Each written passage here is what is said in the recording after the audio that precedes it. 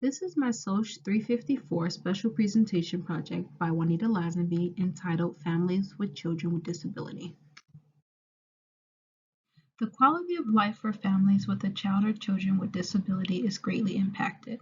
This impact is far more negative compared to families without children with disability. According to the 2001 U.S. Census Bureau, there are 6.6 million children with disabilities. Coming up with this number is tricky due to the definitional ambiguity. Terms such as chronic illness, disability, and chronic condition are sometimes used interchangeably.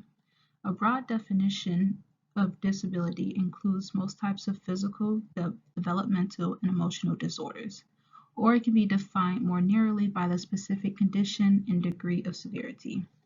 According to a study in 2014, children were identified as having a disability if they were limited or prevented in any way in their ability to do the things most children of the same age could do because of a medical condition or any emotional, developmental, or behavioral problems which needed treatment or counseling.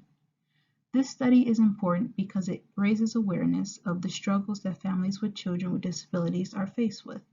The goal is to decrease the financial burden and increase the overall quality of life for the entire family.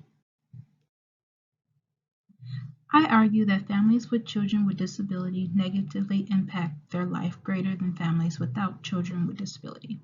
These families are usually faced with financial burdens. They also must allot a great deal of time to their child with disability. In addition, having a child with disability can take a toll on the parent's mental and physical health.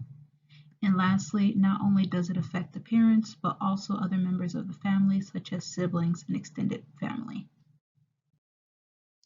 First of all, in a 2012 study, Stabile and Allen points out that it is more likely for a poor family to have a child with a disability, which makes it hard to distinguish between the effects of having a child with a disability and the effects of other correlated measures of socioeconomic status and maternal employment, which we'll talk about later. For example, Goody et al. Found in a 2014 study that compared to caregivers with children without disabilities, caregivers of children with disabilities were more likely to be single or divorced, have less than a high school education, and more likely to have an income less than the federal poverty level, which is $22,050 for a family of 4 in 2009. Also, caregivers of children with disabilities have more expenses than caregivers of children without disabilities. According to a 2010 study by Haywood et al., it costs up to 3 times more to raise a child with disability compared to a child without. Caregivers can expect to pay for things such as additional heating, adaptive clothes and laundry needs, special toys, medication, surgery, therapy, prolonged hospital stays, transportation, child care, and more. An estimate of these expenses varies from family to family, depending on the type and severity of the disability, as well as the availability of health and social care benefits, which changes over time and across regions. In Stabile and Allen's 2012 study, they found that employees with a child diagnosed with ADHD had annual average medical expenses of $1,574 compared to $541 in medical costs incurred by other employees without children with disabilities.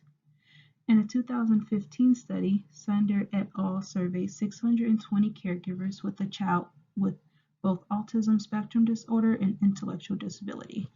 Participants were asked about their ability to pay for medical bills and basic necessities such as food, heat, or rent. They were further asked if they used up most or all of their financial savings, if they had large credit card debt, had to take out a loan, or even had to declare bankruptcy.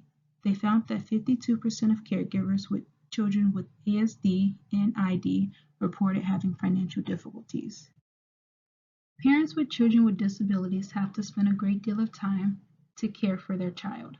According to Stabile and Allen's study, children with disabilities report 3 times as many physician visits than children without disability. Children with disability reported 8.8 physician contacts compared to 2.9 physician contacts for children without disability.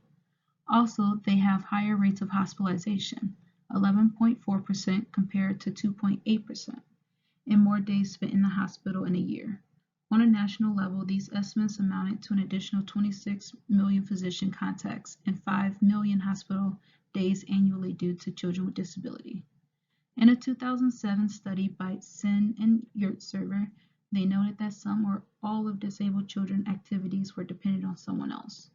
For example, feeding, dressing and undressing, assistance with elimination, bathing, and caring are some of the activities that children with disabilities will need assistance with. In the same study, they found that 1/3 of parents reported having been denied child care due to their child's disability, and 23% of parents who didn't have child care reported they were still looking for child care for their child with disability. Parents with children with disabilities face severe problems in obtaining child care for their child. These include inadequate numbers of trained caregivers who can effectively meet the needs of their disabled child. Also, they run into caregivers with prejudice and fear about the child's disability. Another issue is the transportation barrier for children with mobility issues. If parents aren't able to find childcare, they must make time to care for their child. This can mean cutting back hours or quitting a job altogether. According to Stabile and Allen's 2012 study, 15% of mothers with a child with disability reported reduced work hours, and 10 to 30% of mothers reported having to stop work entirely. According to Gouda et al. 2014 study, 23 to 30% of families have to cut back work or stop working entirely due to their child's condition. They also noted that more than likely, mothers over fathers' work hours were affected. Not only is this a stress on time of the caregiver, but also adds to their financial problems. Caring for a child with disability increases parents' stress and puts a toll on their physical and mental health. According to Goody et al., children with disability were twice as likely to reside with caregivers with high levels of financial stress and almost 3.5 times as likely to reside with caregivers with high levels of financial stress and very high levels of psychological stress than typical developing children. Participants were asked questions from the Kessler-6 psychological distress battery to the extent of feeling sad, nervous, restless or fidgety, hopeless, everything is an effort, and worthlessness. It was found that 21.3% of caregivers of children with disability had serious psychological distress, compared to 9.3% of caregivers of typically developing children. According to Haywood et al. 2010 study, 76% of families had experienced stress or depression, and 72% were suffering from lack of sleep. Also, it was found that mothers consistently scored higher for depression than did fathers with similar children.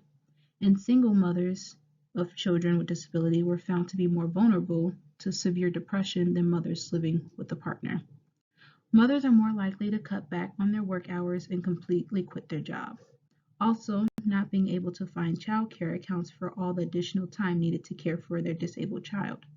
With limited to no childcare availability and less to no time at work, mothers tend to not have any time to themselves, which serves as explanation for their increase of mental and physical stress they are faced with. Lastly, not only does raising a child with disability pose financial burden and mental health decay on the mother and father, but also the entirety of the family. According to Goody et al. Study, children with disability are less likely to live in a two-parent household than typically developing children. Also, they are more likely to live in a household headed by a single mother with less household income. Couples that raise a child with disability are at greater risk for divorce or separation, or experiencing poorer marital qualities compared to their counterparts. This is usually due to being trapped in a cycle of poor relationships, lack of support, increasing conflict, challenges in parenting, and the detrimental impact on the health and well-being of all family members. Further research suggests that pre-existing relationship difficulties are further exacerbated by the addition of raising a child with disability. According to Haywood et al., siblings of children with disability are also negatively affected. They can experience prejudice, bullying, limited family activities, and exclusion from mainstream activities. Siblings may also be more likely to suffer from emotional and behavior problems, which can be a result of sleep deprivation. Since parents have to devote huge amounts of time to their child with disability, this can mean less time for their healthy children. The significant loss of parental attention can have negative implications for the siblings' self-esteem, academic performance, and behavior and emotional development. In a 2007 study done by Reichman, Corman, and Noonan, peer activity and cognitive development scores are lower for siblings with children with a chronic illness compared to their counterparts. Having a child with disability can also mean needing additional support from an extended family, such as the child's grandparents. Depending on the relationship the parents have with their additional family members and their ability to provide assistance, determine if they can provide financial, physical, and emotional support. In Sen and Yurtsever's 2007 study, they found that among the families who received financial support, 96.6% of them reported that they received it from a close relative. Also, of the 71.8% of mothers that received some sort of emotional support, 56.8% received emotional support from another family member. According to a few media articles, the negative impact that families with children with disabilities face are further elaborated from personal stories from mothers raising a child with disability. In an American Progress article, a mother tells a story of the struggles of finding childcare for her child with disability. She found some success in a program that her child was eligible for, an inclusive preschool that was comfortable handling her child's adaptive equipment, which wasn't the case at their previous center, but she still runs into problems when it comes to scheduling. The program ends at 2 p.m. and the mother is scheduled to work into the evening. This means she has to try to work around her schedule, maybe adding additional hours in the early morning so she can watch her child after 2 p.m. This means other parents with similar circumstances have to try to gather extra support from extended family, disabled inclusive child care centers, special education preschools, and nurses and home health aides. They also have to adjust their job schedule to account for their disabled child while also trying to make enough money to provide for their family. Nova blames the U.S. for the poor child care choices. She says more investments needs to be made for more affordable, high-quality child care options. She points out that programs operate on slim budgets and the staff are underpaid, which causes them to look for better-paying jobs elsewhere. This is even more true for special education teachers, which means even more limited options for quality programs for children with disability. In a Washington Post article by Amy Christian, she highlights the story of a mother with a daughter who has a rare and poorly understood neurological disorder. Over the course of 3 months, her daughter was hospitalized twice, put on 8 different medications, and had an invasive surgery and several other procedures. The main focus of this article wasn't the expenses, which I can assume can be burdensome, but the support and mental health of the family.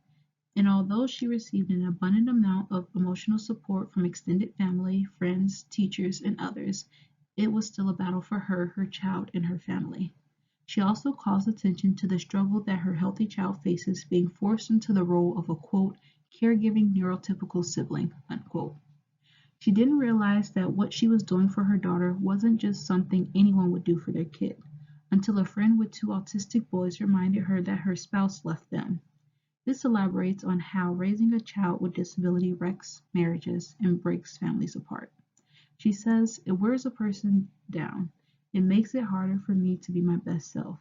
I don't have limitless patience. I make bad decisions. I am sometimes too tired or too touched out for yet another hug or snuggle.